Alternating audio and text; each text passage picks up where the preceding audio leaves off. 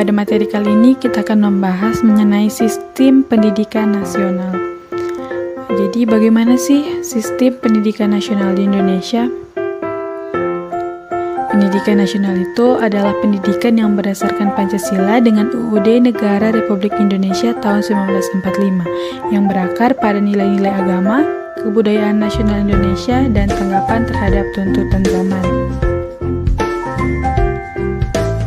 Di sistem pendidikan nasional Indonesia itu diatur dalam Undang-Undang Sistem Pendidikan Nasional Nomor 20 Tahun 2003. Yang mana pertama, pendidikan diselenggarakan secara demokratis dan berkeadilan serta tidak diskriminatif dengan menjunjung tinggi hak asasi manusia, nilai keagamaan, nilai kultural, dan kemajemukan bangsa. Yang kedua, pendidikan diselenggarakan sebagai suatu kesatuan yang sistemik dengan sistem terbuka dan multimakna. Jadi Indonesia ini menerapkan sistem pendidikan nasional yang mana semua jenjang jalur dan jenis pendidikannya itu harus mengimplementasikan sistem tersebut. Salah satu program pendidikan yang terkini di dalam negeri itu adalah wajib belajar 12 tahun, yaitu 6 tahun sekolah dasar, 3 tahun sekolah menengah pertama, dan 3 tahun sekolah menengah atas. Jadi 3 instansi pemerintah yang membawahi sekolah-sekolah. Pertama itu ada Kementerian Pendidikan dan Kebudayaan atau Kemendikbud untuk pendidikan menengah dan dasar. Kedua, terdapat Kementerian Riset, Teknologi, dan Pendidikan Tinggi untuk jenjang pendidikan tinggi. Dan yang ketiga ada Kementerian Agama untuk semua jenjang yang berbasis agama. Selanjutnya, tujuan pendidikan nasional sendiri yaitu untuk mengembangkan potensi peserta didik agar menjadi manusia yang beriman dan bertakwa kepada Tuhan Yang Maha Esa, berakhlak mulia, sehat, berilmu, cakap, kreatif, mandiri, dan menjadi warga negara yang demokratis serta bertanggung jawab.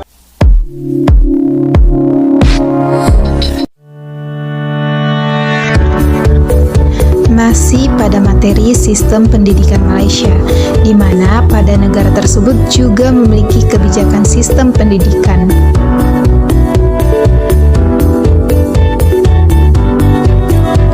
Pada tahun 1974, Malaysia membentuk jawatan kabinet yang bertugas mengkaji semua pelaksanaan pendidikan, dan pada dekade 1990-an, Malaysia mengadakan perubahan kebijakan pendidikannya secara berarti, diantaranya sebagai berikut.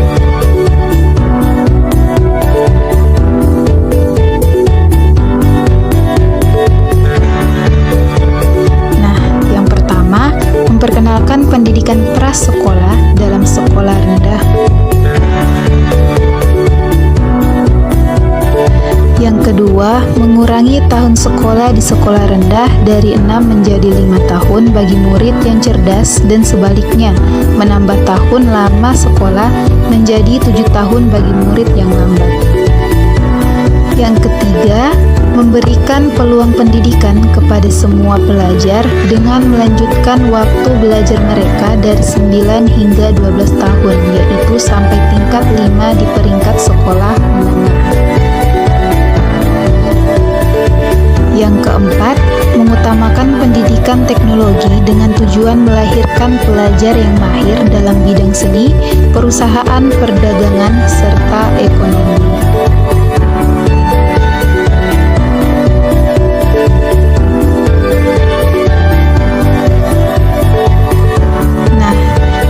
Materi tentang kebijakan pemerintahan di negara Malaysia yang dapat saya sampaikan.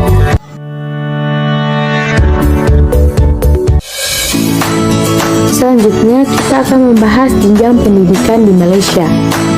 Yang pertama ada pendidikan prasekolah. Pendidikan prasekolah atau sekolah tadika menerima anak mulai usia 4-6 tahun. Pendidikan ini tidak wajib di Malaysia. Yang kedua ada pendidikan rendah.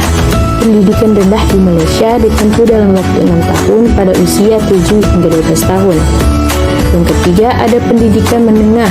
Pendidikan ini ditempuh dalam waktu 5 tahun. Pelajar akan diberi kebebasan untuk memilih bidang yang diminati. Selanjutnya ada pendidikan pra-university, diperuntukkan khusus bagi pelajar yang akan melanjutkan ke pendidikan tinggi Malaysia, ditempuh dalam waktu kurun 6 bulan hingga 2 tahun. Yang kelima ada pengajian tinggi atau pendidikan tersier, merupakan program pendidikan tinggi yang ada di Malaysia. Jika di Indonesia, hal ini seperti pendidikan perguruan tinggi. Selanjutnya kita akan membahas jenis pendidikan di Malaysia. Di Malaysia memiliki beberapa jenis dalam sistem pendidikannya, antara lain yang pertama ada sekolah jenis kebangsaan, yang kedua ada pendidikan sekolah jenis booster, yang ketiga ada pendidikan sekolah jenis bestari, yang keempat ada pendidikan sekolah wawasan, yang kelima ada pendidikan sekolah agama Islam, yang keenam ada pendidikan sekolah teknik dan vokasional, dan yang terakhir ada pendidikan sekolah berasrama penuh. Selanjutnya kita akan membahas mengenai sistem pendidikan Singapura. Sistem pendidikan Singapura didasarkan pada pemikiran bahwa setiap siswa memiliki bakat dan minat yang unik. Singapura memakai pendekatan yang fleksibel untuk membantu perkembangan potensi para siswa. Pendidikan di Singapura dikelola oleh Kementerian Pendidikan Singapura, yang mengontrol perkembangan dan administrasi sekolah negeri yang menerima dana dari pemerintah, tetapi juga memiliki peran penasehat dan pengawas dalam hal sekolah swasta. Sistem pendidikan Singapura bertujuan untuk menyediakan pengetahuan dasar dan agama bagi murid-murid, untuk menyatukan keberagaman karakteristik perbedaan ras budaya di Singapura, keberagaman bahasa. Setiap siswa belajar bahasa Inggris sebagai bahasa keseharian. Siswa juga belajar bahasa ibu mereka, untuk membantu mereka mempertahankan identitas, budaya, warisan, dan nilai-nilai bangsa. Visi pendidikan yang dianut Singapura adalah First World Economy World Class Home, dengan menekankan pentingnya sistem pendidikan yang berkualitas tinggi. Usaha-usaha penyempurnaan pendidikan dilakukan dengan peninjauan kurikulum dan sistem rekrutmen siswa, khususnya di tingkat universitas, pengembangan teknologi informasi, serta pembangunannya secara holistik. Pendidikan formal di Singapura. Yang pertama yaitu kindergarten school atau setara dengan TK. Yang kedua yaitu primary school atau setara dengan sekolah dasar selama 6 tahun. Dan yang ketiga yaitu primary school living examination atau PSLE selama 1-3 tahun. Dan yang keempat yaitu secondary school selama 4-5 tahun. Jenjang pendidikan lanjutan, yaitu pre-university education atau pendidikan pra-universitas. Ini adalah program pendidikan 2 tahun untuk mempersiapkan para siswa untuk menempuh ujian GCE A-Levels. Selanjutnya yaitu politeknik. Institusi ini dibentuk dengan misi untuk melatih para profesional level menengah untuk mendukung pembangunan ekonomi dan teknologi di Singapura. Yang selanjutnya yaitu Singapore University atau Universitas Singapura, yang memiliki misi untuk mempersiapkan para siswa tidak untuk dunia kerja saat ini, tetapi untuk mempersiapkan mereka pada saat masuk ke dunia kerja setelah mereka lulus nanti. Yang terakhir yakni mengenai standar dan kurikulum di Singapura. Aspek yang ditinjau yakni kurikulum dikembangkan secara nasional yang berpusat kepada siswa dan berbasis pada masyarakat, sedangkan implementasinya diserahkan kepada guru-guru di sekolah.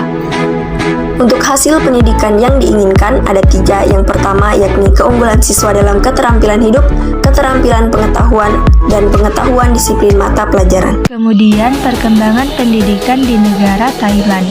Negara Thailand adalah salah satu negara yang memiliki sistem pendidikan yang cukup baik. Sektor pendidikan di Thailand berkembang dengan baik. Pemerintah menyediakan pendidikan gratis sampai usia 17 tahun. Kemudian perkembangan pendidikan di negara Filipina. Pendidikan di Filipina yang terbaru kali ini adalah menetapkan bahwa wajib belajar di negara itu ialah wajib belajar selama 13 tahun. 95,9% warga Filipina mengenyam pendidikan sampai tingkat setara SMA, termasuk yang terbaik di Asia. Tingkat bebas buta aksara di Filipina mencapai 97%, tertinggi di antara negara-negara Asia Tenggara, dan termasuk 5 besar di antara negara-negara di Asia.